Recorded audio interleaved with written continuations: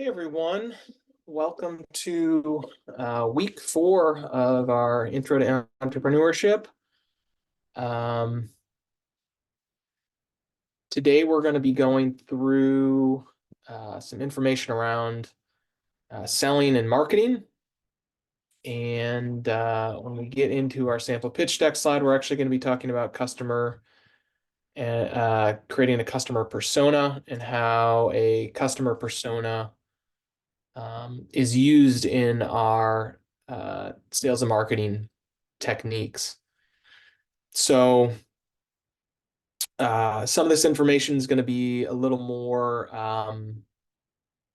kind of technical, numbers based, kind of how to think about sales and marketing. And then when we get into customer persona, it's a little bit more of the feeling side, I guess, of um, sales and marketing. So um, yeah, those are the two areas we're going to cover. If you're hearing that, maybe, I don't know how well my noise cancellation is, but there's some construction going on below me, hopefully not too much, but if there are any issues, obviously you can follow up with a question anytime and happy to answer. So let's get started here. And yeah, give me a sec. We will, how are we doing this? There we go, slideshow. All right, so we're going to be focusing on sales marketing. We're going to start with customer funnel, talking about sales process, networking, different sales techniques. Uh, and a lot of this could seem maybe obvious, but if you're not used to selling, just really thinking about sales as a process, um, you know, there is a piece of sales that is just, about you got to go out there and do it. So there is kind of just putting the time in, but then there's also kind of like thinking and knowing about the various aspects of how does just a sales process work? What are the different stages of a sales process? And I think just some of that knowledge can maybe uh, make sales a little bit more approachable if you're not used to doing it. One of the things that I've learned about entrepreneurship, especially from the standpoint of an engineer that is maybe not innately a salesperson. Entrepreneurship is essentially a sales business. Um, you can have the greatest ideas, but if you're not able to go talk about them and connect with people and in some respect convince them that your ideas are the right ideas, you're not going to be successful. So this is super important and we want to pay it the attention that it deserves.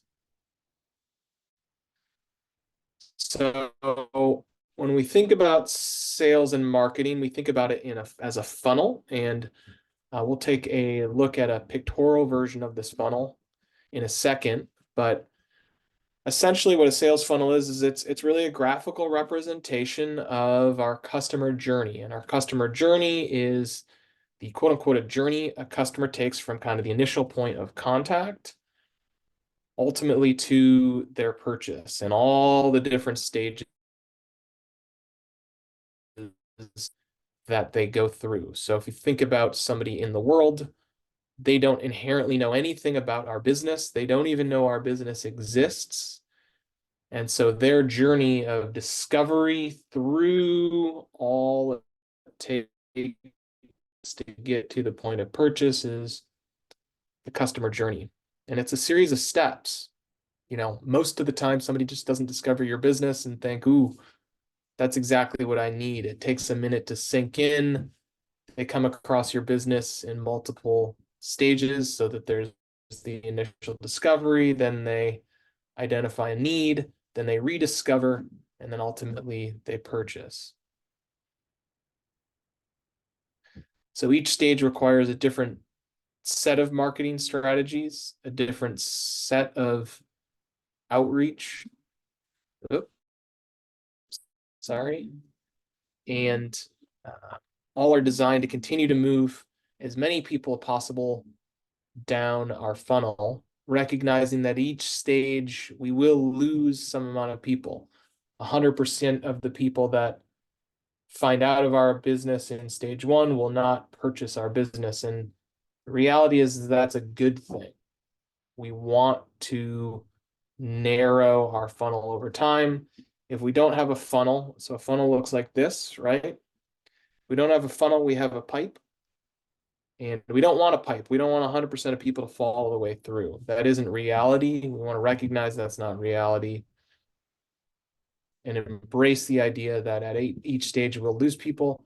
But as long as we can get people in the top of the funnel, we should be able to get people out of the bottom of the funnel if we're kind of doing this right.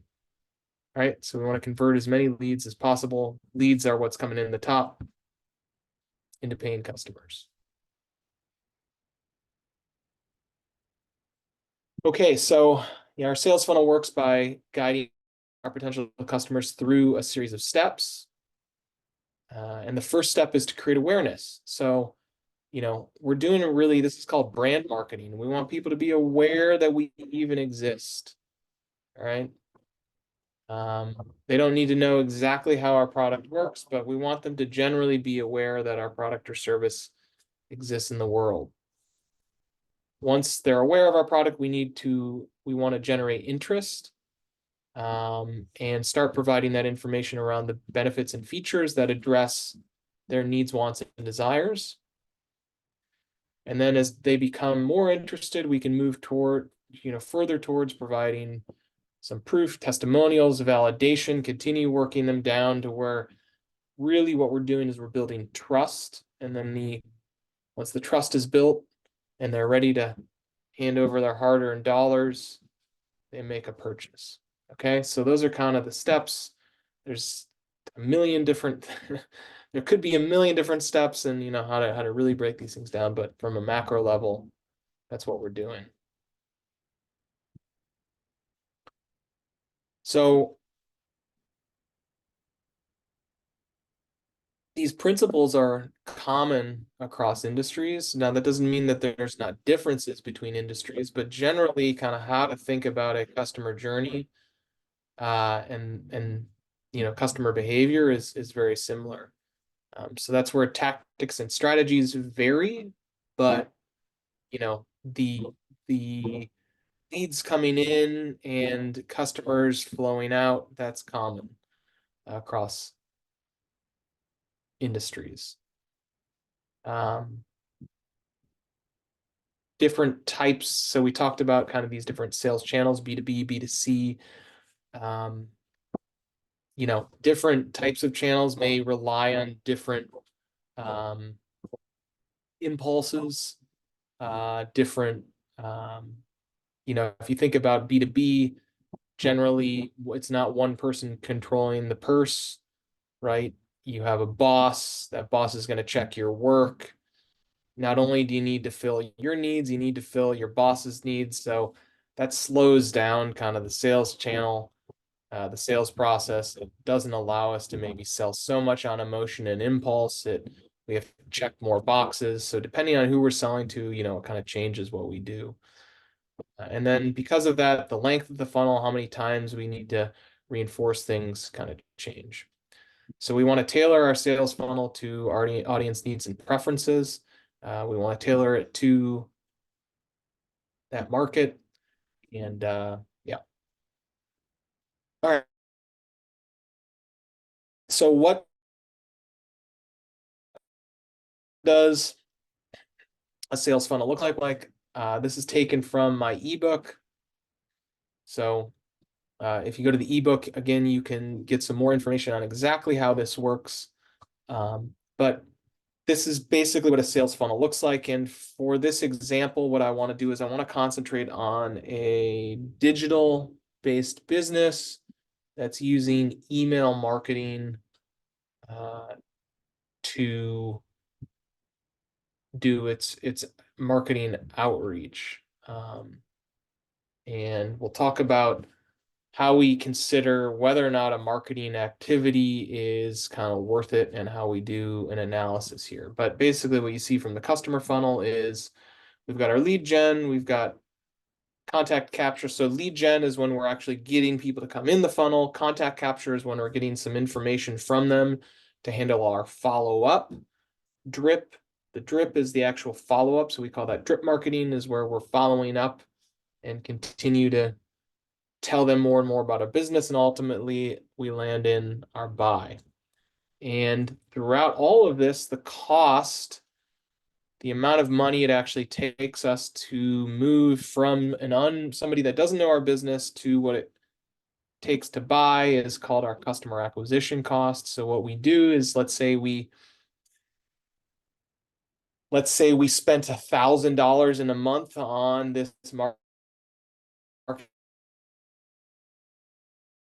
activity, and we got, let's say, $50 per customer. Now, that's not our lead acquisition cost, right? That's actually our customer when somebody actually led to a purchase. So we're just looking at the total amount of dollars down to what it actually popped out the bottom of our funnel.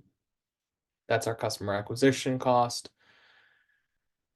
And then what we can do on the other side of the equation, so we've got there's another principle that we call our lifetime value. And the lifetime value is the amount of profit that's generated from a customer in our system. And we call it the lifetime value because we want to think about a customer as providing, a customer may purchase something from us once. We may have a subscription-based business where we can say, hey, our average customer is a customer for 3 years or something like that, and therefore, we're going to take 3 years of profits and say this is what I can expect to earn from a customer. So depending on the average life of a customer within our system, we're going to be able to calculate the average amount of profit that we're likely to generate from that customer. And then what our profitability equation says is that as long as our lifetime value, so as long as the amount of profit that we're getting from a customer, the average amount of profit, because these are macro averages, but as long as the average amount of profit is greater than what we're going to spend on the marketing activities to acquire a customer, our customer acquisition cost, this is a reasonably profitable marketing venture. Now, there are all sorts of kind of caveats and nuances to whether or not we should pursue these activities, but that's, from a very high level, that's what the profitability equation says. Now, obviously, so the example that I gave here was for a digital-based business doing email marketing that has, let's say it's a subscription-based business, therefore we're taking 3 years of profits and we're kind of, calculating around our lifetime value our customer acquisition cost versus 3 months of 3 years of profits. So if we think about that, there's a couple things that will lead us to be like scratching our head a little bit, right? So one, you may not have a business that's a digital-based business. You may be saying, hey, how I'm calculating my customer acquisition cost doesn't make any sense. Well, if you're walking up and down the street and maybe printing flyers, or spending money on gas to visiting a customer, those types of things, those are, they're not these email marketing costs, but they're costs associated with landing a customer. So you do have costs. You can calculate customer acquisition costs in a similar fashion, even if the business is different. So we can calculate our customer acquisition cost regardless of what our business is. We just need to really think about, what does it actually take me? What am I putting in to all of this marketing activity to land a customer? All right, so there's that side. On the other side of the equation, we're looking at lifetime value, and you may say, well, 3 years of profits, hey, professor, I need money now. I can't, I'm spending marketing dollars now and I'm expecting to get, money in 3 years. That's accurate. This equation is was developed really in a venture capital backed business where immediate profits were not the goal. It was like long-term kind of value. If we're not operating in that world and we can't float our activities for that long, it's okay to say, hey, I need to look at a lifetime value that's more along the lines of 3 months or a one-time purchase or something like that. And that's okay. All that's going to do is it's going to change our equation and saying, hey, my customer acquisition costs, if I'm looking at 3 months of profits versus 3 years of profits, the amount I can spend on marketing, to develop that customer is different. It's less. Or, maybe I'm going after a different segment of customers that give me a larger amount of profit per customer, and therefore it isn't less. But that's the analysis that we do to make sure that we're being smart about our marketing activities. And, the reality is marketing activities ultimately need to be profitable. If they're not, we have an unprofitable business that we're going to quote unquote make it up in volume. And those are very difficult businesses to run. So that's how to think about this. I'm going to get into that second layer of our profitability equation here in a second, but just that's how we want to think. We really want to think about these costs very specifically. What is it going to take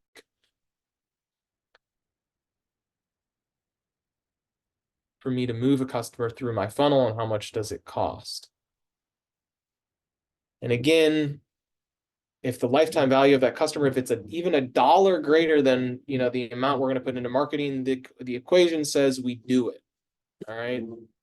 Now I'll tell you why it says we do it in a second. But so if it's if our marketing costs are equal to the amount of profit we can gain from a customer, like we're at basically revenue neutral, or we're at a business that's sustainable, but like we're not putting money into our pocket. So you might say like, well, that doesn't make any sense. Like I need to put some dollars in my pocket, right?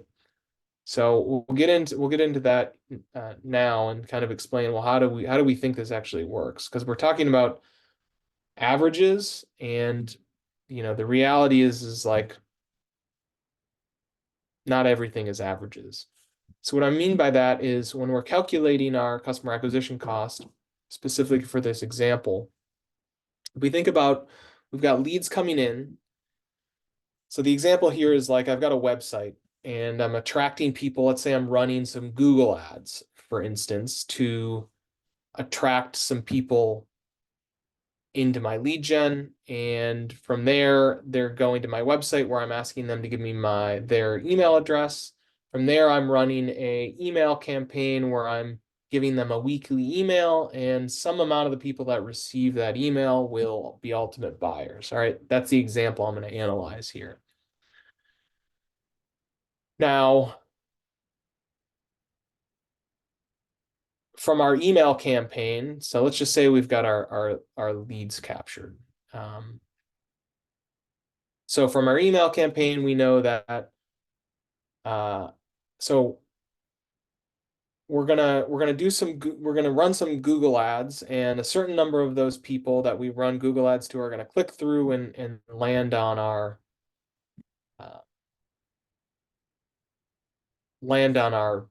website, right? And a certain percentage, less than 100% of the people that land on our website are going to add their email.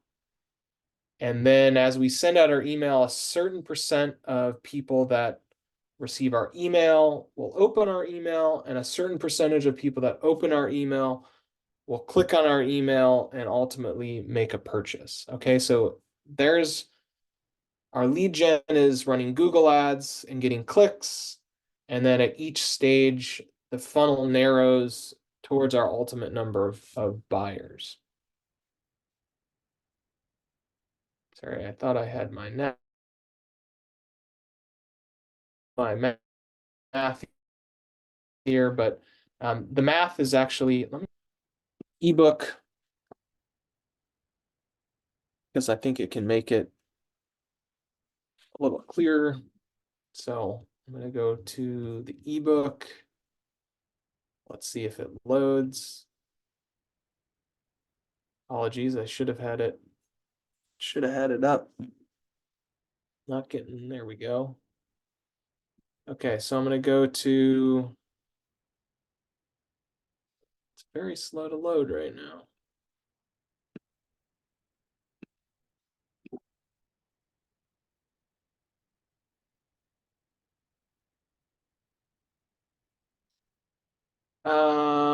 Hmm. I'll tell you what, I will post, sorry, I thought the math was in here. I'll actually post the math that shows this when I post this lecture. So apologies for that. So you guys are viewing this, you should have the actual math behind this. But basically what we're going to do with this equation is we know we're going to know what it costs us to generate a lead, right? So the way Google ads work is I'm paying per click. So let's say I'm spending 10 cents a click. A certain percentage of those clicks are going to result in somebody giving us an email. So it's something less than 100%. And the way we're able to run this math over here is the equation breaks down to that if I've got my cost per click and I divide it by my capture rate, or the rate of emails that I'm able to receive. So let's say 100 people click on my ad, and then 6% of those people that land on my website give me their email. And then of that 6%, 20% of people will actually open my email. And of those 20% of people that actually open my email, 2% of people will actually click through and purchase something. So as you can see, we're taking 10 cents and then we're dividing that 10 cents by all these whittling down percentages, which will equate to our customer acquisition costs. So if you think about the math there, let's just do something very simple where I'm saying if I have 10 cents CPC, which is cost per click, and I divide it by a capture rate, which in this example is 6%. So 0.06. And then if I divide that by so I've got $1.67 basically is my average email cost.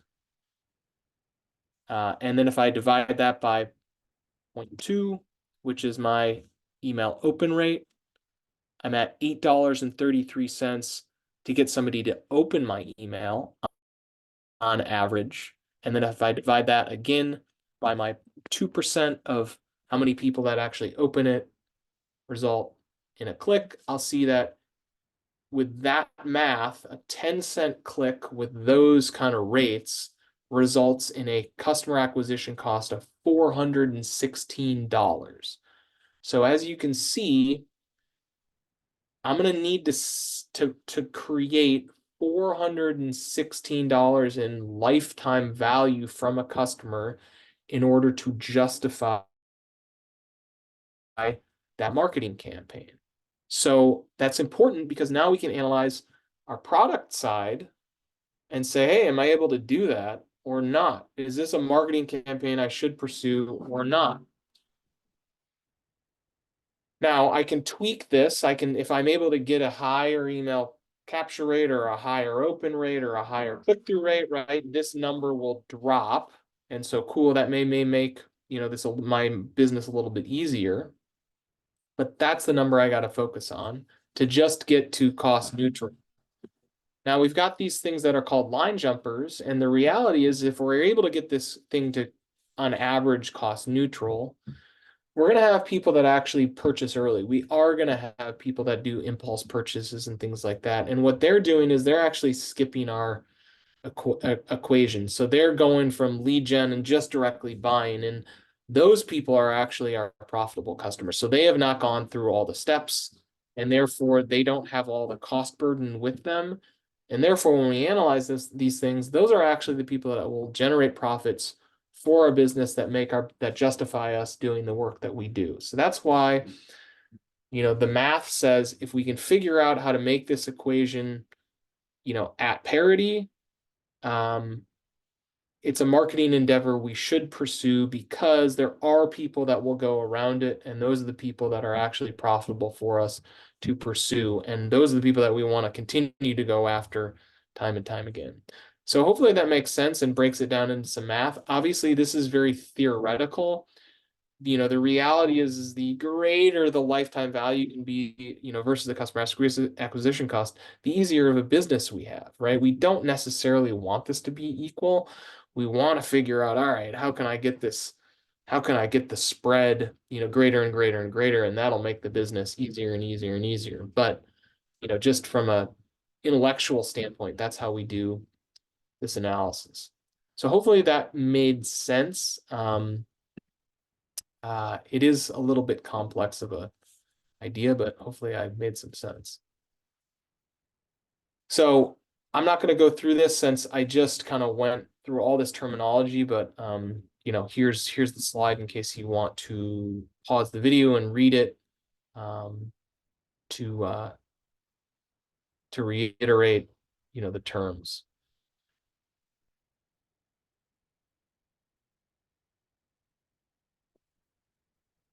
So let's talk about networking, what networking is and why networking is important. Most businesses, you're selling to people you know. That's especially that's like how things start, right? And if you don't have a network, you don't have some place to sell. So networking is important because it helps you build relationships with other professionals. Those relationships aren't necessarily your buyers, but they can lead to business opportunities. If people know you and they hear about a problem, they're able to recommend that person to you. So networking is super important. Authentic networking is really important. If you're just showing up to an event to quote unquote network, but not authentically, know and engage with people, it's not really beneficial. So, if you're going to network, you want to be authentic about it. You want to show up and be up to date with, what's going on in the industry so you can have intelligent conversations. You're not networking to skip steps. You're networking to provide value to the network you're part of. And your hope is that other people are doing the same. The other thing networking can be if you're networking with people, and those people aren't necessarily your customers, but you can practice your pitch. You can practice, whether what you're saying is resonating with people, whether they understand your sales message. The number one question when you meet a new person, like the first thing, at least in America, that people ask is what do you do? Coming up with a coherent way of answering that A, you feel confident with, but B, I guess A, that you feel confident with, B, explains your business, and C is like engaging, where like people, if you just if somebody asks you what you do and you say something and end of conversation, like you haven't really accomplished your goal. You want to be open to gathering, follow-up questions and having a conversation around what you do rather than just answering that question and being done with it. So, tips and tricks, joining industry events and conferences, pretty obvious. Professional organizations can be important. If you can find things digital, that's great too.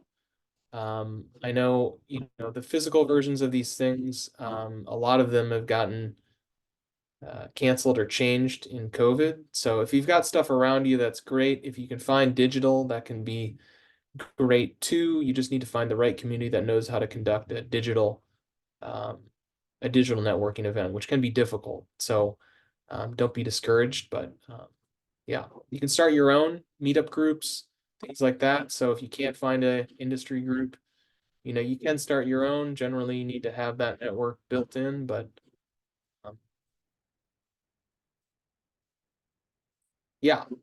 So we want to follow up with people we meet, and you know, again, be authentic. If there's a reason to follow up, follow up. If there's no reason to follow up and you're just trying to be too uh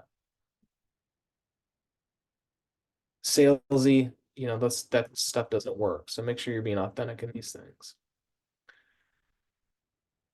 So when we're talking, so that's kind of the networking, that's the physical side of kind of getting involved. Nowadays a lot of marketing is done on social, and there's some tips and tricks to social media marketing. I'm definitely not a expert when it comes into social media marketing, but here's a few best practices and how to think about it.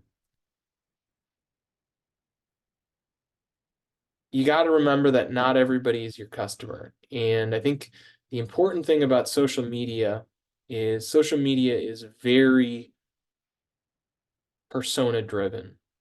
So you need to know who your customer is, you know, how do you identify the attributes that segments them? And then you need to match those attributes with the specific social media platform that you're on. So, or the specific media platform, we can even say. So if I'm running Google ads, Google has a certain way of targeting people based on search. And therefore, the way I define my audience that's a relevant, potential customer needs to be done in a way that fits with Google. If I'm on Facebook, it's different. The targeting, is different. So we really want to think about audience and then match audience to the platform that they're on.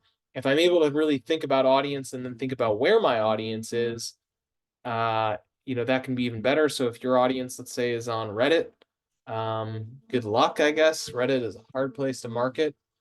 But I can think about, okay, well, how do I tailor my message for that specific audience in a way that's going to resonate with them? And that's going to be different than if I'm on Facebook or TikTok or, whatever else. Okay. So we want to match our audience with the media platform and then use that media platform, as it's built. Don't try to hijack these things. It doesn't really work.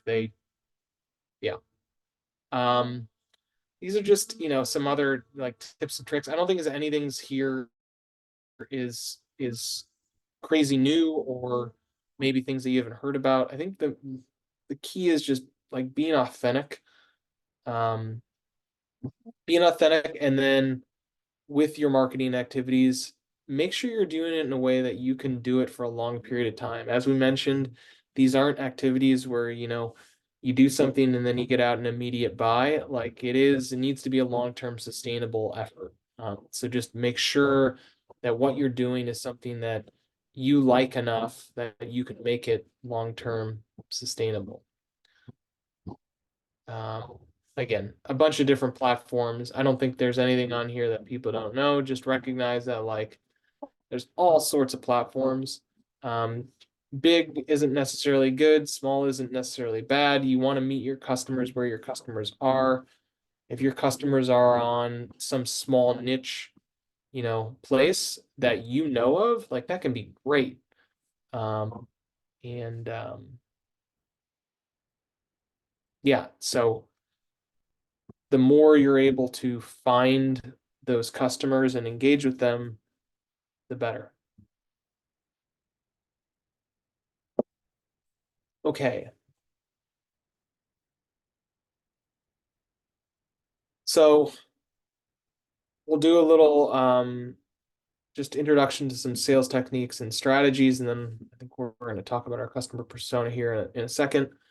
Um, this kind of goes back to some stuff we talked about early, but we want to identify that target audience and their pain points and build rapport and establish trust. So that's the whole funnel. That's what we're trying to do. Um, Active listening is a practice of, frankly, just like getting out of your head, and instead of thinking about, what the next thing is you're going to say, really listening to what the person that's talking to you is saying, and then in real time tailoring your pitch back to them. Um, it's really difficult. Most of the time, we're continuously, as we're listening to somebody, we're thinking about what we're going to say next rather than truly listening to them. So you want to get out of that. You want to not be afraid to make a mistake and say something stupid and trust that you know what you're talking about, that rather than you thinking about what you're going to think about to say next, really listening to what they're saying. Um, you want to highlight benefits of your product or service. So don't just say we do this. I talk to a lot of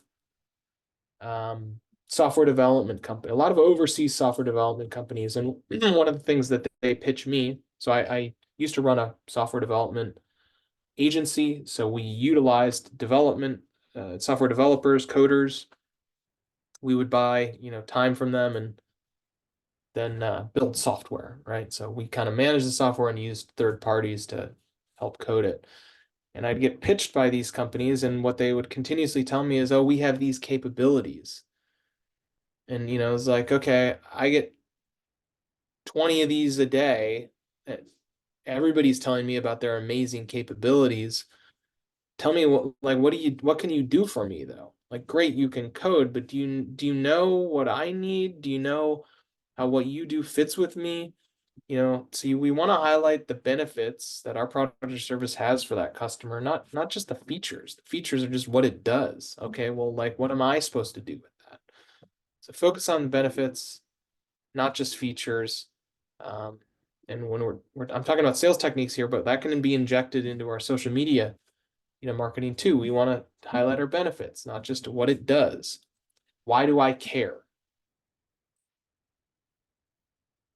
If there are objections, we don't need to be aggressive and reject, what they're saying. We can be respectful and informative, and everybody's not our buyer. So if you get to a no, you get to a no. And frankly, you'd rather get to a no than a maybe. A maybe is terrible. If you get to a maybe, you didn't really get anywhere. You didn't learn anything. Now, if we talk about our marketing funnel, we talked about using social proof as kind of a lower down in the funnel. That's getting closer to our buy. That's where we can say, hey, there are these other people that kind of look like you. And when I say look like you, I don't mean physically. I mean, they look like you in terms of how we've segmented the market. And they purchased. So, hey, maybe you should consider us too. And then you want to close. You always want to close by, basically saying, have I earned your trust? Right. So whatever you want to say to convey that message, have I earned your trust? And if they say yes, you've landed the sale. Congratulations. So these are kind of just a breakdown of, going from the top of the funnel, prospecting, that's where we're getting new people to come in, all the way down to our close and our ongoing customer follow-up. Just some different steps and some different things that you can focus on. Just remember, we want to be authentic. We want to respect people's time. And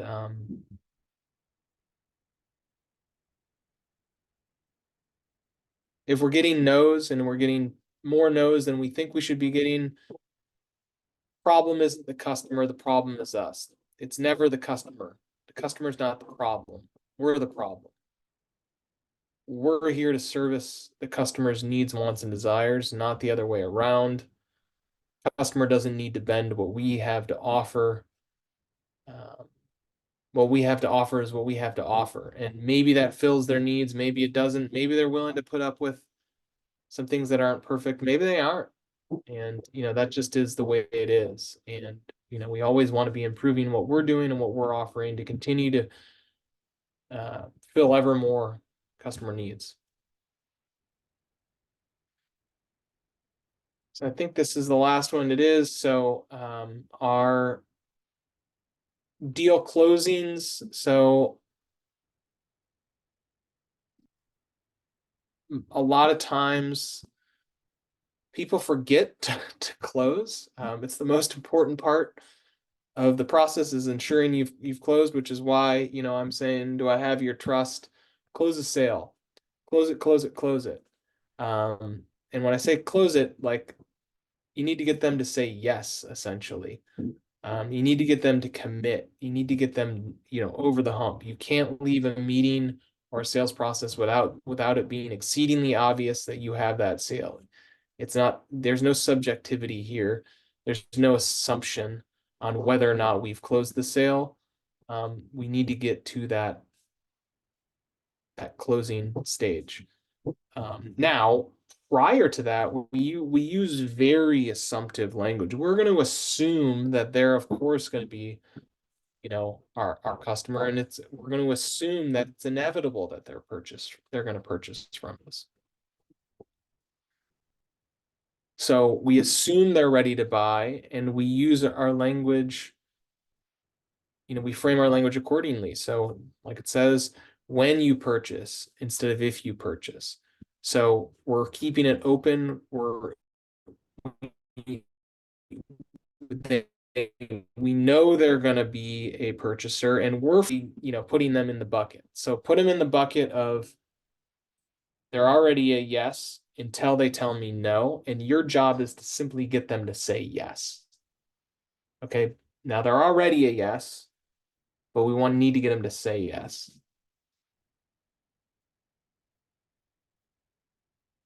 So that's what we're doing. And we're using language and situations to drive them to that outcome. Role playing is really good here. If you can get people on the phone and kind of do this with somebody, it's very helpful.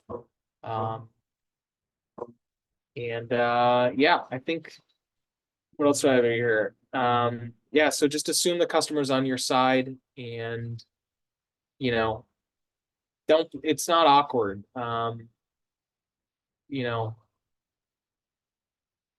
If they're reaching out to you and you're having a conversation, even if it's a digital conversation, they're open to that conversation. So, you don't need to feel like you need to be defensive.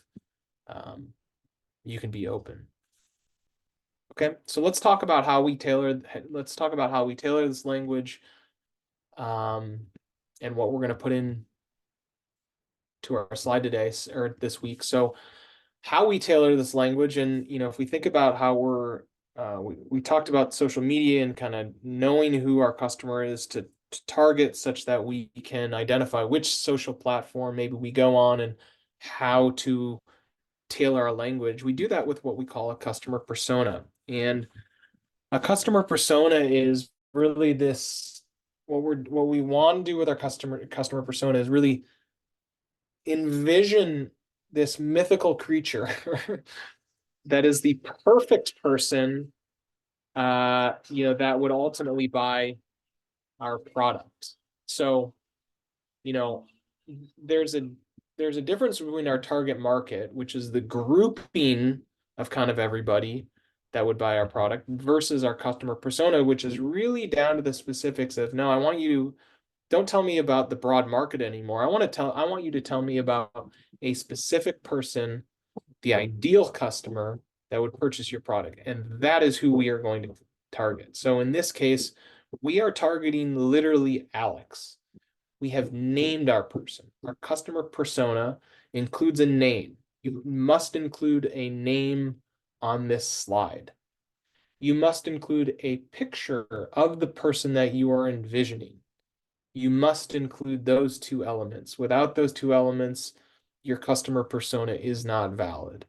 And then what we add in is we add in a bunch of other attributes that are important to this person. Who is this person? How do we identify them? What are their needs, wants, and desires? What are their beliefs? And with that, then we can think about, okay, where does this customer go?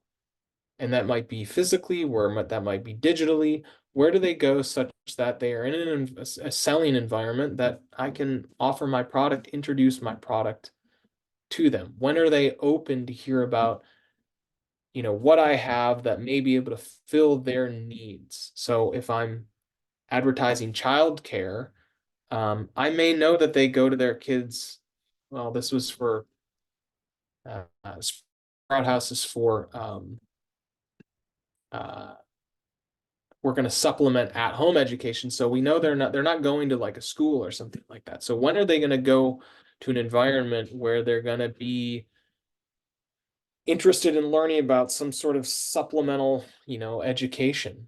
So maybe these types of people go to uh, uh, maybe they go to conferences that help them learn about where to get education materials. Maybe they're Googling specific terms around, finding these types of materials. Um, maybe they're going to certain bookstores to find learning materials for their child at home. And maybe, so that leads me down the path of, okay, if I can envision this person and I can envision what their daily life looks like, and I can envision where they may be going, you know, um, then I can envision when will they be in a selling environment such that I can showcase my product and service. And now I can develop a marketing strategy to test to see if I can get this in front of, basically the real Alex in the real world and see if that actually leads to a sale. Okay, so that's how we're thinking about this. That's how we're using this. So that's what we're going to develop here. We're developing our customer persona. We have an image of what this person looks like. We have a name associated with it, and we have all the key attributes of who they are, what embodies them, what do they feel, what do they need, want, and desire. And that's what this slide is.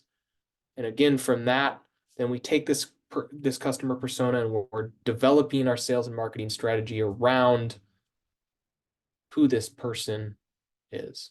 All right. So that's what you're going to put together this week. If you have any questions, please reach out to me.